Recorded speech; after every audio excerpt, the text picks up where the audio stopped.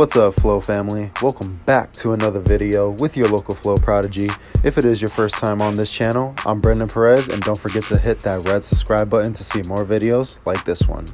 In this video, we're going to be going over how to prone redirect. Let's get into it. So a prone redirect is when you initiate the start of a prone 360, and about halfway through, you put your inner hand into the water, and the resistance of the water should essentially push you right back around. So part one, you're going to come across the wave and flick your board outwards to start the rotation like any other 360.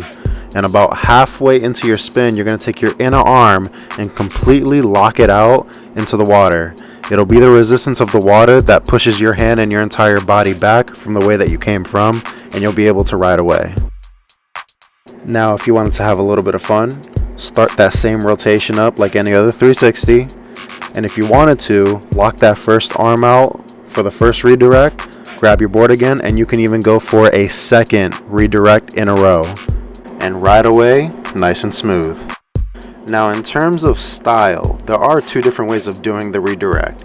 You can either do your redirect all in one spot in the wave, or as I like to do it, which I think is a lot more stylish in terms of combos, you can do your redirect and zip line across the wave.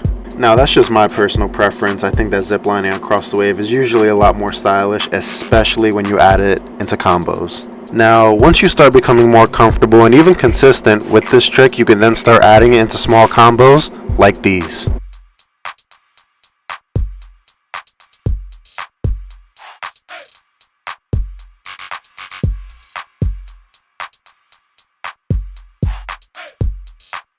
Alright guys, that's going to be it for today's video. If you found this video helpful, definitely leave a thumbs up down below. And since you're still here, might as well show some more love and hit that bell-shaped icon. That's the notification bell so that you will be notified every time I upload. And I will see you on the next one.